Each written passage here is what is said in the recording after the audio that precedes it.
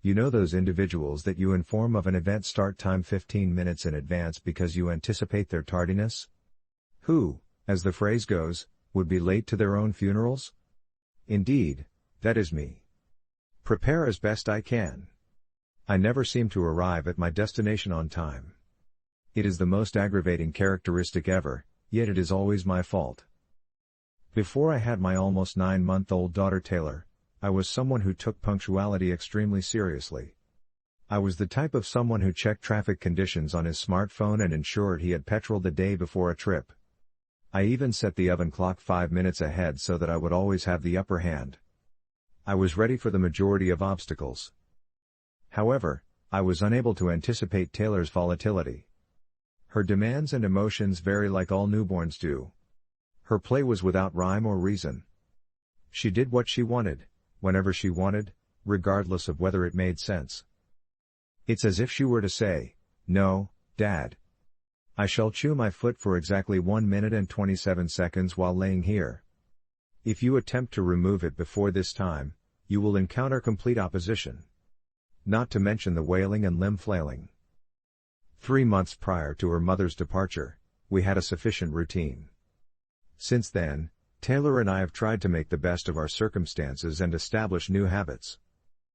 These were the thoughts running through my mind as I hurried to Taylor's 9-month medical appointment.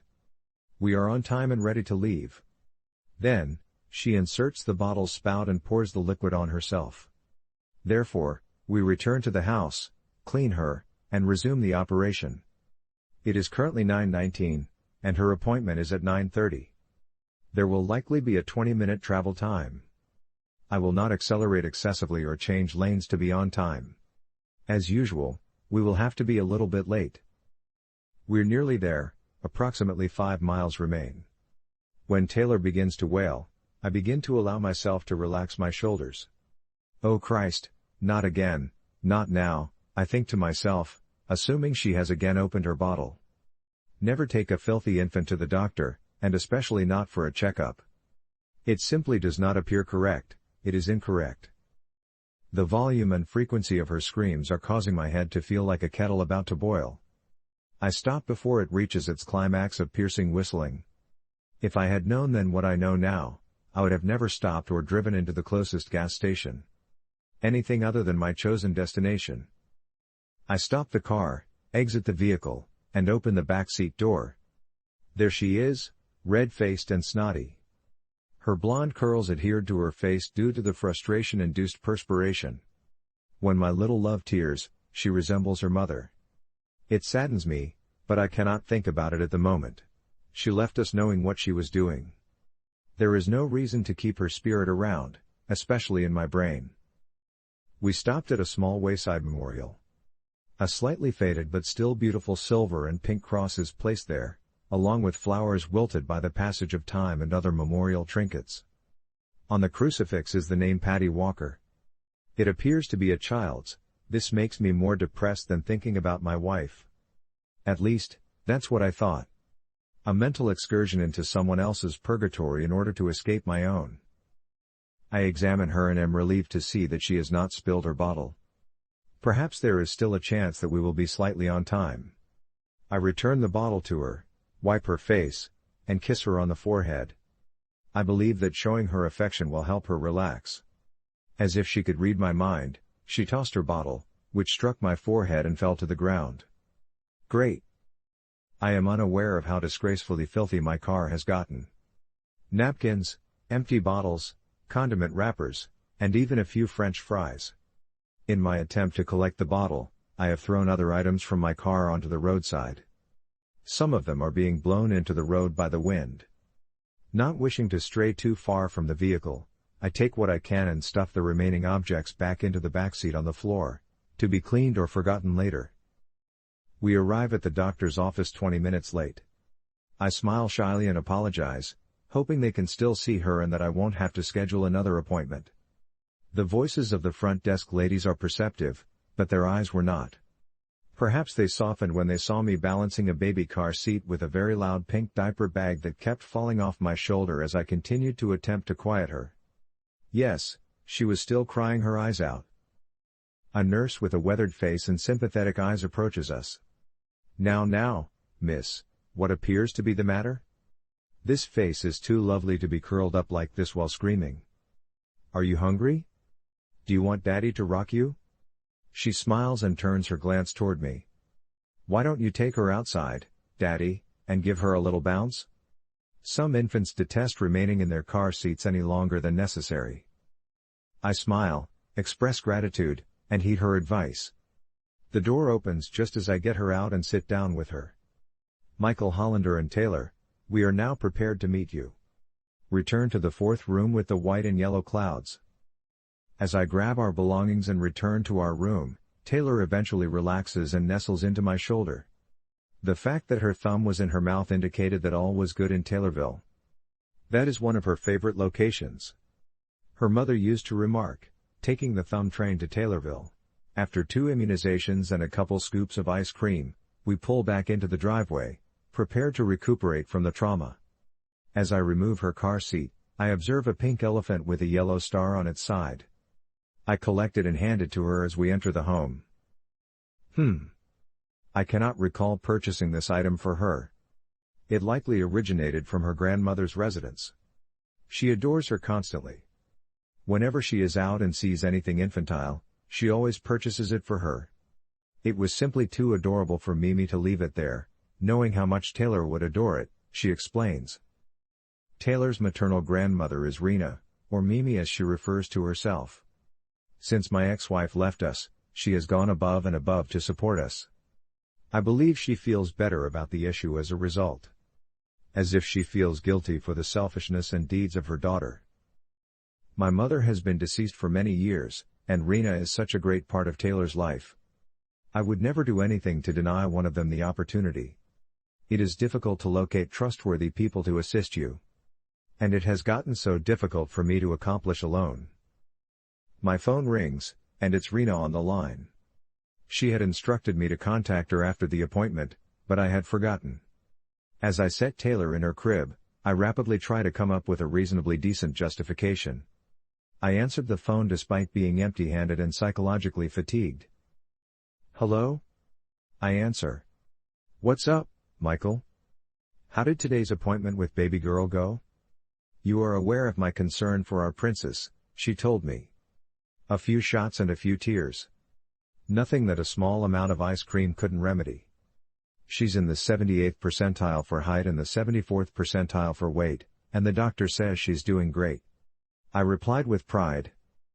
I can faintly hear her breathe a sigh of relief over the phone. Good. I am relieved she is doing well. Do both of you have plans for today? Her tone is eager as she poses this question. No, I'm just going to clean the house and might go to the grocery shop later to stock the freezer. She made a disapproving sound. Mike, you can't take her outside to run wildly. You are unsure of how she will react to the shots she received today. Why don't you spend the day with her here? Thus, you can shop and clean the house in peace while we spend time with Mimi and Taylor.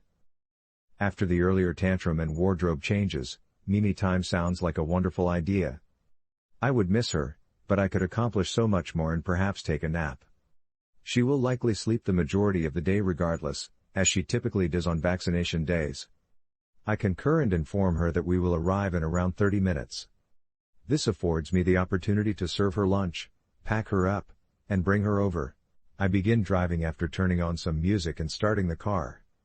It's a gorgeous day, and I don't mind driving for once. I am permitted to spend it daydreaming about my forbidden daytime nap, which I will take later. I appear to have stopped at the 100th stoplight, even though it was really only the 3rd. Tom Petty's velvety voice comes over the radio, prompting me to increase the volume. The light turns green, and I accelerate, humming and eager to reach her grandmother's residence. Suddenly, I feel a strong enough shock to move my entire car. It seems as if my teeth are fractured and slicing my cheeks from within. The vehicle rolls over once, twice, and I feel my head bounce off the steering wheel. I can't stop thinking about my rear seat. The automobile stops on its hood. My body is experiencing searing pain. What I mistook for my teeth was actually broken window glass. I began to suspect that I had been struck, possibly T-boned. My eyes grow sleepy and my head begins to swim. I feel like a computer closing applications one by one. I use all of my senses to assist me. There is no crying or shouting audible. I am afraid for the first time by the sound of her quiet. I am able to glance back at the lone mirror that survived the collision. I observe my tiny angel in the back seat, inverted and immobile in her car seat. Her neck was twisted at an awkward angle, and there was blood everywhere. A young girl in front of my windshield is the last thing I see before I lose consciousness.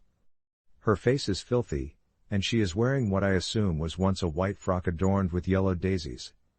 I slip away. My eyes immediately open when the phone rings. I am in my recliner at home. I startle awake and rush to my mirror. I feel nothing where my skull collided with the steering wheel. There is no pain, no injuries, nothing. I rush to Taylor's room, where I find her resting quietly in her crib. Either I'm losing my mind, or that was my most realistic dream ever. I hurry towards her. She awakens and smiles at me. As I hoist her up, she drops something from her tiny fingers. I look down and observe a pink elephant with a yellow star. I must have fallen asleep today following her appointment. The phone rings once more, startling me. My heart leaps at the thought that it could be my wife. Perhaps her mother is phoning to check on her and let us know she misses us. That she has lost her mind and wishes to return. I check my phone to see Rena's number. I ignore the call and allow it to go to voicemail. I need to get my act together since I'm still rattled up from that event. I'll contact her later. Then, my phone vibrates with a text message. Hey Michael, this is Rena calling to confirm Taylor's doctor's appointment for today. If you have nothing planned, please bring her over. I'd adore spending the day with her. Talk to you shortly. After what occurred earlier, I will certainly not be driving anywhere. So I turn on Netflix for my child and myself. I prepare myself some popcorn and then join her on the couch. I allow her to snuggle into me, and we remain in this position for a bit. Halfway through my bowl of popcorn, she begins to examine it. She would shift her gaze from me to the bowl and back again. She emits an annoyed grumble and furrows her forehead while glancing in the direction of my bowl. Grinning and grateful to have her, I gave her a bite. I walk to the restroom, content that she is now at peace in one location. I'm only there for 45 seconds at most 1 minute. Taylor is on the floor, looking beneath the couch with her butt in the air, while the living room remains silent. I wait to see what she is doing, assuming she will pull some buried treasure out and attempt to consume it. She is immobile. I approach her and scream out her name. You ruined Dada's popcorn, you ape butt. Did you discover anything valuable? She does not respond, neither move nor breathe. My heart sinks and I dash towards her. I lift her and turn her over. She resembles a floppy doll, and her face is blue. I glance at the popcorn dish. I make every effort. I flip her over and strike her back. I attempt to insert my fingers into her throat to clear the impediment. There was absolutely nothing I could do. Her deceased body and the pink elephant at her feet are all that remain. I scream and howl in agony as I struggle with my cell phone to dial 911. My head begins to spin as I begin to lose my breath. When I peek out my window, I once again notice the young girl wearing the daisy print dress. Outside and looking down the street in the direction of my residence. The world tilts to the side, and suddenly the ground rises to meet me. I slip away. Again, my phone is buzzing when I awake, and I let it go to voicemail. I can barely catch my breath because my heart is thumping so quickly. My head is still very much in the circumstance it was just placed in. Unsurprising, it's Rena once more. Or, perhaps for the first time? I'm honestly uncertain at this time. I cannot think clearly. I've witnessed things that no parent should ever have to witness. Who is the young lady in the dress?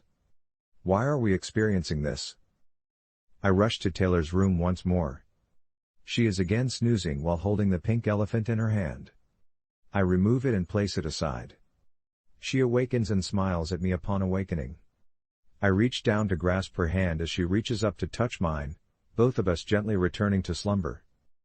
I let everything vanish as I soaked up her smile. Whatever is occurring, whatever hell I'm currently in, we were present. Currently, we are very much alive and in good health. We will not accomplish anything today. There will be no vehicle rides, popcorn, or toys in her cot, as well as nothing else that can harm my daughter. Protecting her is my purpose in life, and I will die trying. The same text message from Rena emerges, so I decide to call her back. I want to seem as relaxed as possible as I repeat the same information about the doctor's appointment. This time, though, I decline the invitation, preferring not to share the horrible events of the day with her. We plan for me to drop her over on the following Sunday, and she inquires, "What is baby girl doing at the moment?" I respond, "She is sound sleeping in her bed while holding the elephant." You have no idea how much she enjoys this. Where did you discover it? There is an interval. I never gave her an elephant toy, Michael. I would have recalled I mumble something about Taylor waking up and then hang up the phone, feeling disoriented.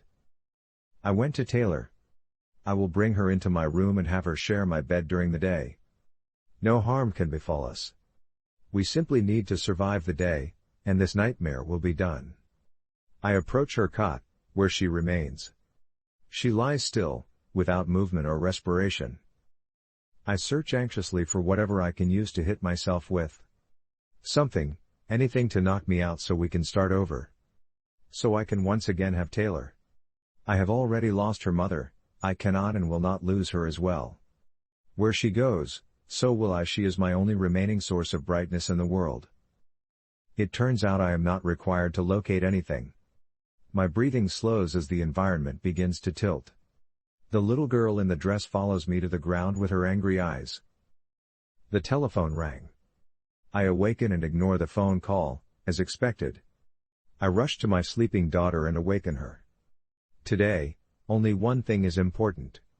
I rush her to the car and secure her seatbelt. We depart in the direction of her physician's office.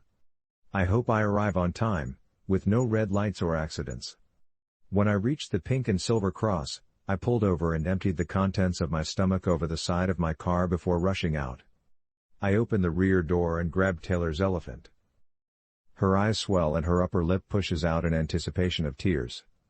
That is irrelevant, though. I have my needs met. I gaze up towards the sky and yell, "I'm sorry, Patty. We did not intend to. Please leave my infant in peace. Never intended to take it. She is deserving of life."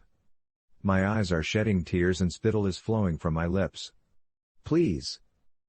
I carefully position the elephant near to the crucifix and then retreat. I pray that I made the correct decision. We only have to make it through one day.